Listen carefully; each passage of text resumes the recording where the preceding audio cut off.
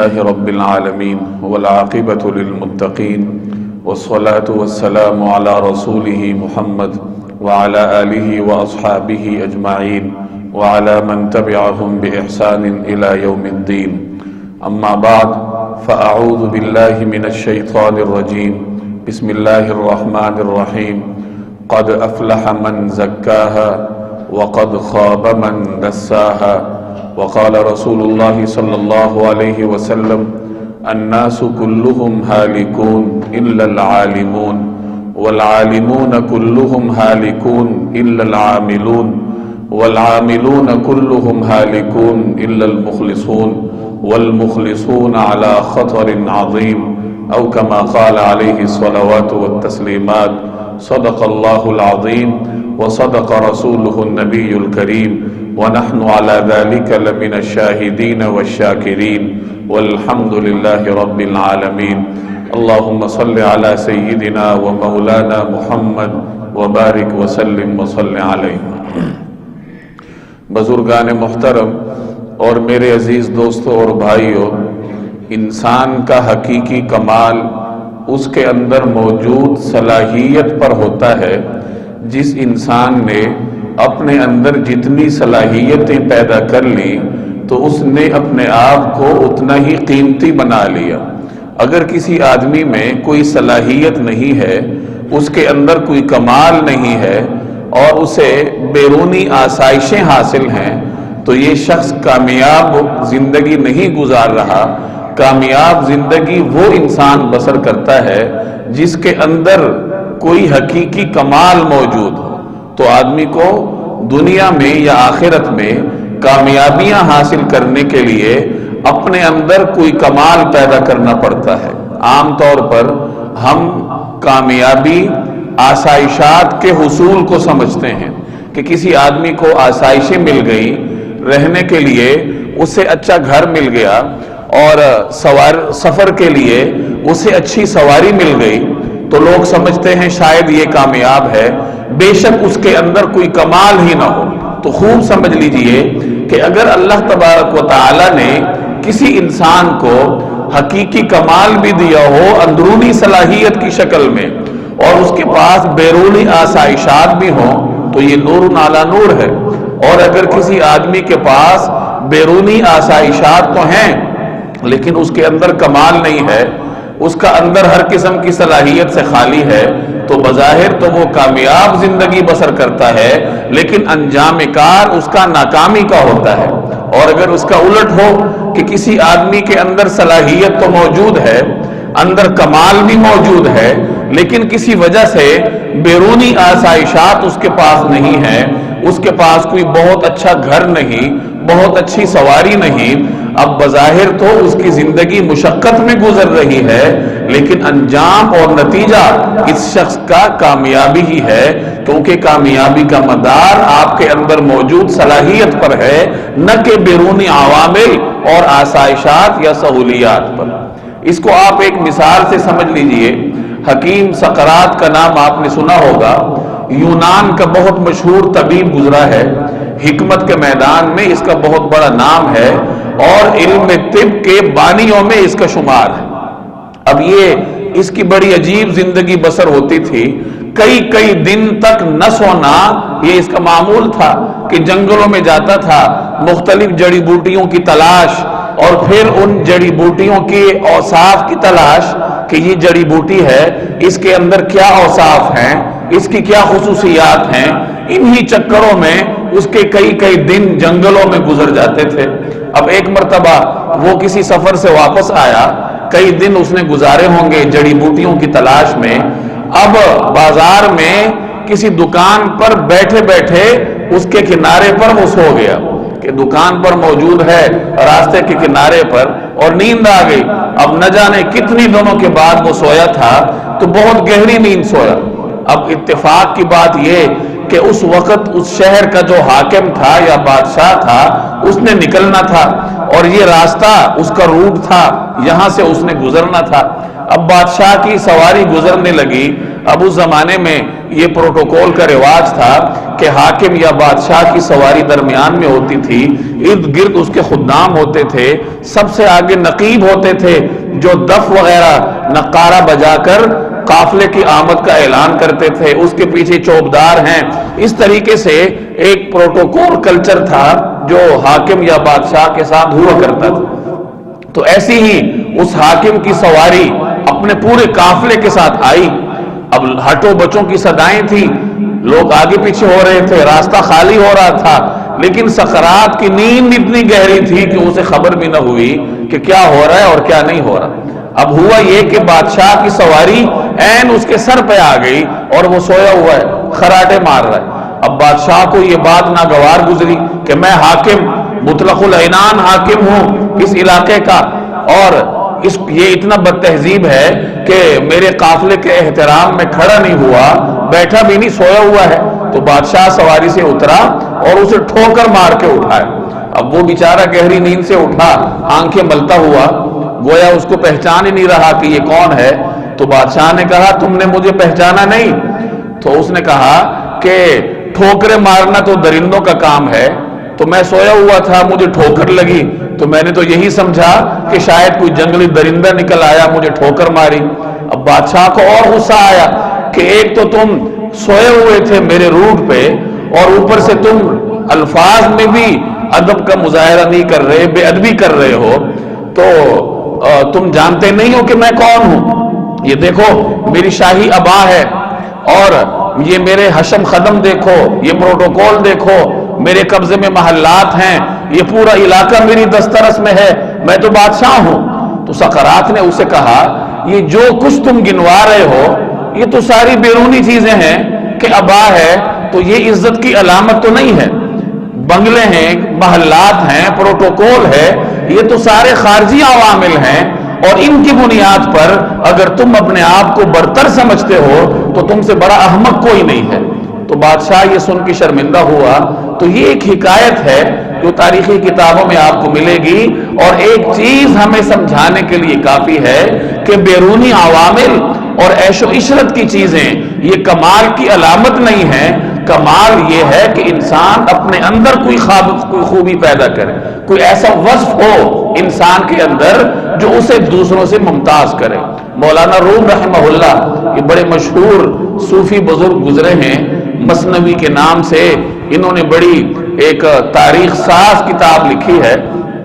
یہ ایک حکایت نقل کرتے ہیں، ان کی یہ خصوصیت تھی کہ حکایات کے ذریعے بڑی سے بڑی بات کہہ جایا کرتے تھے۔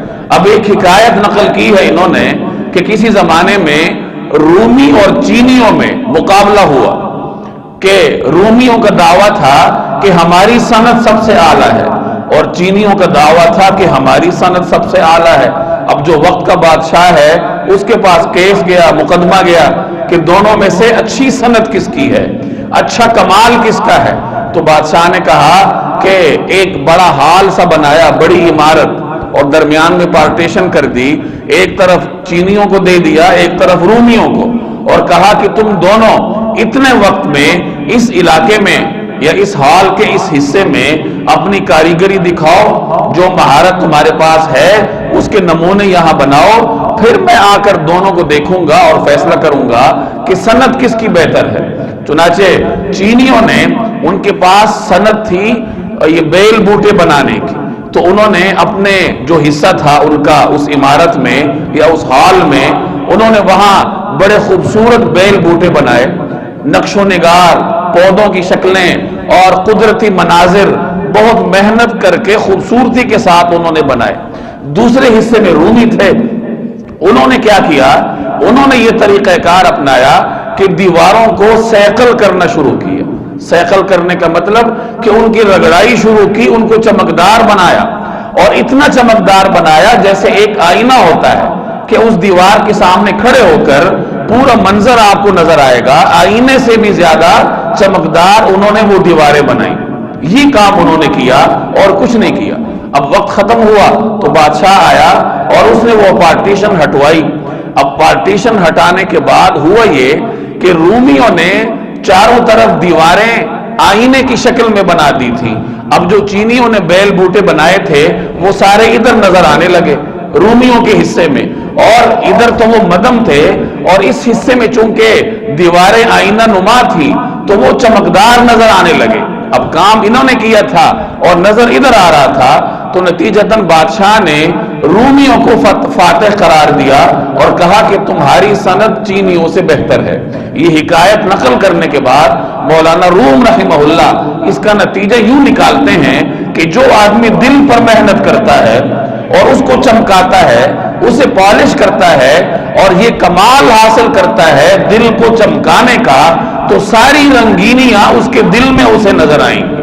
جس طریقے سے چینیوں کی وہ دستکاریاں, ان کی بیل بوٹے وہ چینیوں کے دیوار میں نظر آنے لگے, اسی طریقے سے جو آدمی اپنے دل پر محنت کرتا ہے تو اسے اپنے دل میں ہر رنگینی نظر آتی ہے, اسے دل میں سکون اور اطمینان کی سہولت ملتی ہے, پھر اسے دنیاوی آلائشات میں پڑنے کی ضرورت نہیں ہوتی, وہ گویا کہ اپنے دل کے اعتبار سے بادشاہ ہوتا ہے. تو ان حکایات کی مدد سے ایک بات سامنے آتی ہے کہ اصل کمال یہ ہے کہ انسان اپنے دل پر محنت کرے, اپنے اندر کوئی صلاحیت پیدا کرے. اپنے اندر صلاحیت پیدا کرنے کے بعد اگر اسے آسائشیں ملتی ہیں, سہولیات دنیا کی ملتی ہیں, تو بہت اچھی بات. رسول اللہ صلی اللہ علیہ وسلم کا جو فرمان ابتدا میں نے آپ کے سامنے پڑھا کہ الناس کلہم ہالکون الا العالمون, کہ سب لوگ نقصان میں ہیں, ہلاکت کی طرف جا رہے ہیں سوائے علم والوں کے. اب کمال ہم نے کیسے حاصل کرنا ہے؟ کمال حاصل کرنا ہے علم حاصل کر کے, کیونکہ علم یہ تمام کمالات کی بنیاد ہے. اس دنیا میں جو کچھ آپ کو نظر آتا ہے, یہ روشنیاں ہیں, یہ بلب ہیں, یہ عمارات ہیں, یہ آواز پہنچانے کے آلات ہیں, یہ تمام علم کے نمونے ہیں. علم نہ ہوتا, فنون نہ ہوتے, ان کو دریافت کرنے والے اہل علم اور فن نہ ہوتے, تو ہم آج بھی 200-300 سال پیچھے ہوتے. تو معلوم ہوا کہ علم کمالات کی بنیاد ہے, خواہ وہ دنیاوی کمالات ہوں یا اخروی. دنیا میں بھی ہم علم کے ذریعے کامیابی حاصل کرتے ہیں, اور اللہ تبارک و تعالی کے قریب بھی انسان علم کے ذریعے جاتا ہے. علم وہ چیز ہے جو انسانوں کے درمیان نقطہ امتیاز ہے. عالم اور جاہل, اہل فن اور جاہل کے اندر فرق کرنے والی چیز علم ہے.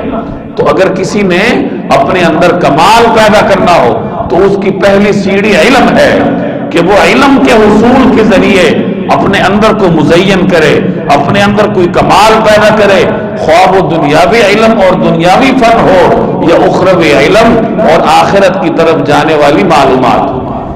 اور علم کی کمال عمل سے ہے. اگر علم کے ساتھ عمل نہ ہو تو وہ علم کسی کام کا نہیں ہے. علم کو خوبصورت کرنے والی چیز یا علم کو کمال تک پہنچانے والی چیز وہ عمل ہے, اور عمل ہی کے ذریعے آپ اپنی دنیا بھی تعمیر کرتے ہیں اور اپنی آخرت بھی.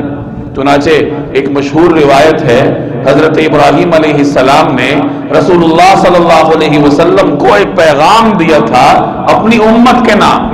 پہلے بھی میں بارہا اس کا تذکرہ کر چکا ہوں کہ حضرت ابراہیم علیہ السلام نے رسول اللہ صلی اللہ علیہ وسلم سے فرمایا کہ اے محمد صلی اللہ علیہ وسلم, اپنی امت کو میری جانب سے سلام دیجئے اور انہیں بتا دیجئے کہ ان الجنت طیبۃ التربہ عذبۃ الماء, کہ جنت کی مٹی بڑی پاکیزہ ہے, بڑی مقدس ہے, اور پانی اس کا بڑا شیریں ہے, لیکن مسئلہ یہ ہے وَإِنَّهَا قَيْعَانٌ, کہ وہ چٹی البیابان کی طرح ہے.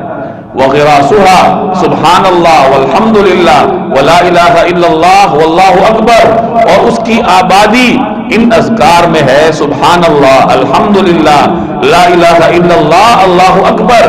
یعنی آپ ان اذکار کے ذریعے, اعمال کے ذریعے, اللہ جل جلالہ کی اطاعت کے ذریعے جنت کو اپنے حق میں آباد کرتے ہیں. گویا ہم دنیا میں آئے ہی اس لیے ہیں کہ ہم دنیا میں بھی کامیابیاں سمیٹے, کمال حاصل کر کے, اور دنیا میں رہتے ہوئے اپنے لیے خود جنت بھی تعمیر کریں. ایک روایت کا مفہوم ہے کہ بعض اوقات فرشتے جنت میں کوئی محل بناتے ہیں.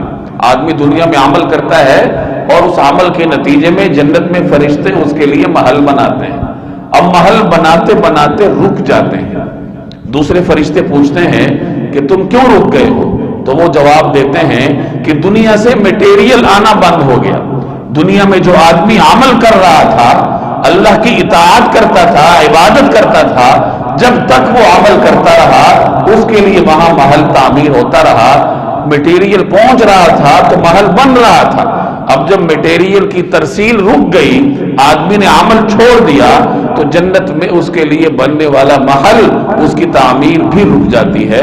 تو معلوم یہ ہوا کہ انسان نے اگر کمال حاصل کرنا ہو تو علم کے ذریعے کرے گا، اپنے اندر صلاحیت پیدا کرے گا. اور علم کے اندر جو کمال ہے وہ عمل کے ساتھ ہے کہ عمل کے ذریعے آپ اپنی دنیا بھی بناتے ہیں اور اپنی آخرت بھی. اسی عمل کی بنیاد پہ آپ اپنی دنیاوی زندگی آرام سے بسر کر سکتے ہیں، محنت مزدوری کر کے، کاروبار کر کے، ملازمت کر کے. اور اسی عمل کی بنیاد پہ آپ اپنے لیے جنت بھی تعمیر کر سکتے ہیں، نماز پڑھ کے، اللہ جل جلالہ کی اطاعت والے اعمال کر کے. تو علم کا کمال عمل میں ہے، اور عمل کا کمال اخلاص میں ہے. چنانچہ اس روایت کا اگلا حصہ ہے کہ والعاملون کلهم ہالکون، کہ عمل کرنے والے بھی تمام تر نقصان میں ہیں، الا المخلصون، سوائے ان عمل کرنے والوں کے جو عمل کرتے ہیں اخلاص کے ساتھ، اللہ تبارک و تعالی کی رضامندی کے لیے. یہ عمل کی قبولیت کا پیمانہ ہے کہ کس لیے عمل کیا، دنیا کے لیے کیا یا آخرت کے لیے کیا. دو روایات کے ذریعے آپ اس کو سمجھیے. ایک روایت میں آتا ہے کہ قیامت والے دن اللہ تبارک و تعالی ایک عالم کو بلائیں گے اپنے دربار اور اس سے پوچھیں گے کہ اے میرے بندے، تم میرے پاس کیا لائے ہو؟ وہ جواب دے گا میں نے علم حاصل کیا اور آپ کے پیغامات کو آپ کے بندوں تک پہنچایا. تو اسے جواب ملے گا کہ تم نے جو علم حاصل کیا یا آگے اسے پہنچاتے رہے، تو اس لیے پہنچاتے رہے کہ لوگ تمہیں بڑا عالم کہیں.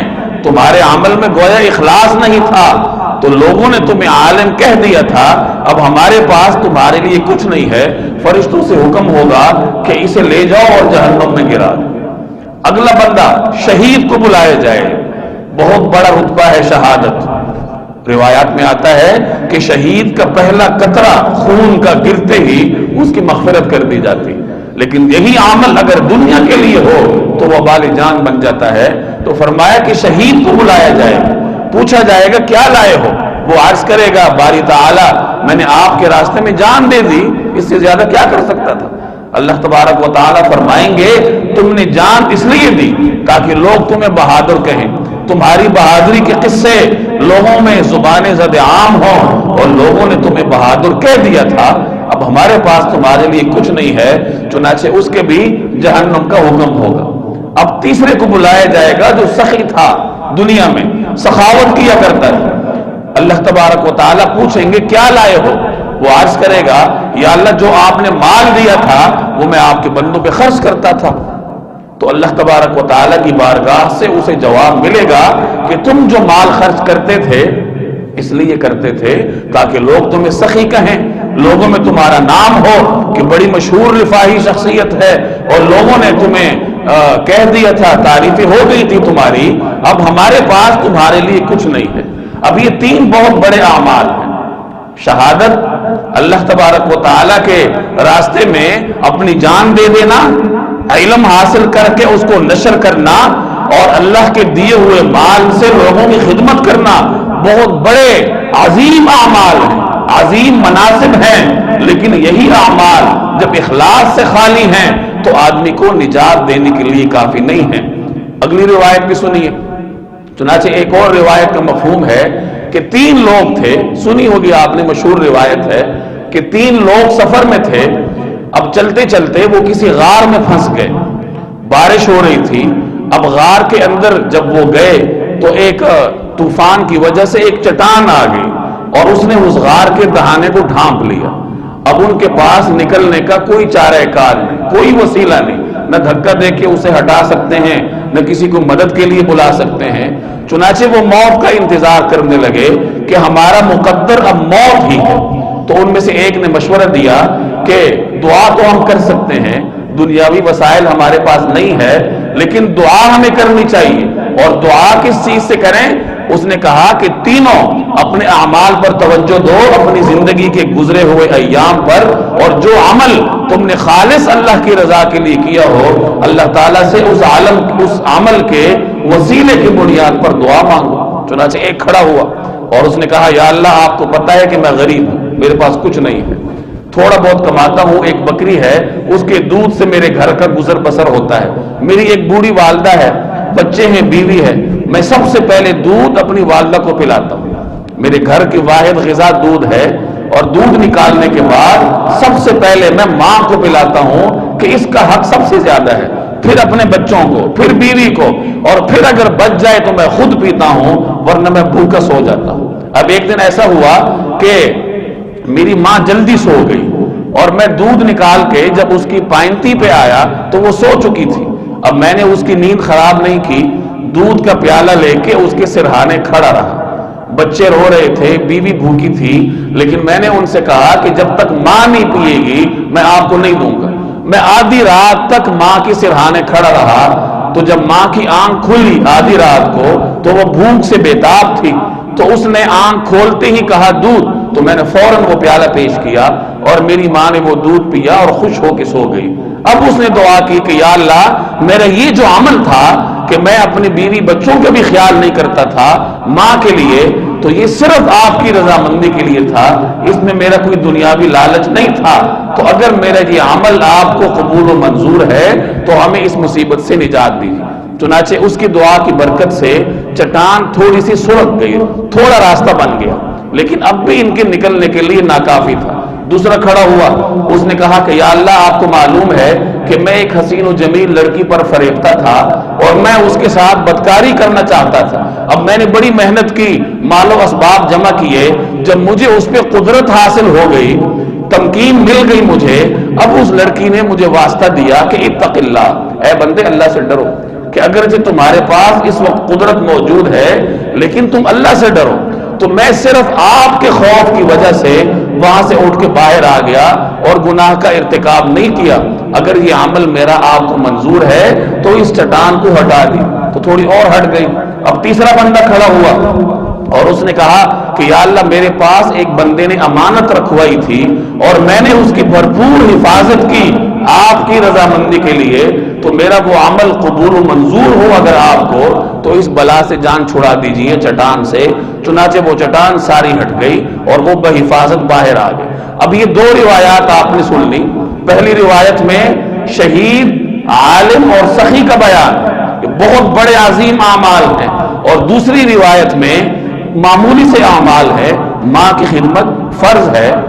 یہ کوئی انسان اس پہ اترا نہیں سکتا کہ میں نے ماں کی خدمت کی، کرنی ہے اس نے، اس کی مجبوری ہے. اسی طریقے سے زنا سے بچنا یہ اس کا فرض ہے، وہ جا نہیں سکتا اس طرف. امانت کی حفاظت یہ بھی اس کا فرض ہے. اب یہ تین اعمال جو ان تینوں کی مجبوری تھے، ان کے لیے کوئی بہت بڑے نہیں تھے یہ، لیکن یہ معمولی اعمال جب انہوں نے خالصتاً اللہ کی رضامندی کے لیے کیے تو اللہ تبارک و تعالی نے یہ قبول و منظور بھی فرمائے، ان میں برکت بھی ڈالی، اور آخرت میں تو ان کو اجر مل کے رہے گا. دنیا میں ہی اللہ تبارک و تعالی نے ان اعمال کی برکت سے ان کو نجات دی اور نئی زندگی عطا کی. اور دوسری طرف اتنے بڑے اعمال ہیں، شہادت ہے، آدمی کا فرض تو نہیں ہے اللہ کے راستے میں کہ جائے اور جان دے. اسی طریقے سے علم حاصل کرنا ہے، عالم بننا ہے، ایک آدمی کا فرض تو نہیں ہے یہ. اور لوگوں کی مدد کرنا زکوٰۃ سے ہٹ کر یہ بھی کسی آدمی کا فرض نہیں. جو کوئی آدمی یہ کام کرتا ہے تو وہ بہت بڑے کام کرتا ہے، لیکن اگر یہ اخلاص سے خالی ہو تو یہ بڑے اعمال بھی اللہ تبارک و تعالیٰ کی بارگاہ میں ردی کی ٹوکری کا حصہ ہیں. تو خلاصہ کیا نکلا کہ کمال حاصل کرنا ہے تو علم کی بنیاد، اپنے آپ کو علم سے مزین کرنا ہوگا، اپنے اندر کچھ پیدا کرنا ہوگا. ہر نوجوان کو یہ سوچنا ہوگا کہ میرے اندر کون سی چیز ہے جو مجھے دیگر لوگوں سے ممتاز کرتی ہے، ایسی کون سی صلاحیت ہے. یہ زندگی معمولی چیز تو نہیں ہے، اللہ نے مجھے نعمت دی زندگی کی شکل میں، اب اس زندگی میں میں نے کون سی صلاحیت حاصل کی. تو یہ علم ہے، اور علم کے بعد عمل ہے کہ اپنے لیے دنیا میں رہ کے انسان جنت تعمیر کرے تو علم کا کمال عمل میں ہے اور عمل کا کمال اخلاص میں ہے کہ آدمی یہ تصور کرے کہ میں عمل تو کرتا ہوں لیکن اللہ کی رضا کے لیے. تو میرے بھائی یہ کمالات ہیں آدمی کے. ان کمالات کو اگر ہم نے حاصل کیا، ان میں سے سب سے اہم کمال عمل کے بعد اخلاص ہے. اگر میں اعمال کرتا رہوں، میں نمازیں پڑھتا رہوں، میں زکوٰۃ صدقات کا اہتمام کرتا رہوں، میں مخلوق کی خدا کی خدمت کرتا رہوں، لیکن میرے نفس کے اندر کہیں یہ بات موجود ہو کہ میں یہ اس لیے کروں تاکہ لوگ مجھے اچھا کہیں، تو میرے بھائی لوگ تو ہمیں اچھا کہہ لیں گے لیکن اللہ کی بارگاہ میں پھر ہمارے لیے کچھ نہیں ہوگا. تو ان گزارشات کا خلاصہ یہ ہے کہ ہم نے اپنے اندر کمال پیدا کرنا ہے علم کے ذریعے، اور علم کو کمال تک پہنچانا ہے عمل کے ذریعے، اور عمل کو کمال تک پہنچانا ہے اخلاص کے ذریعے. اللہ تبارک و تعالی مجھے اور آپ کو عمل کی توفیق دے. وما علینا الا البلاغ المبین.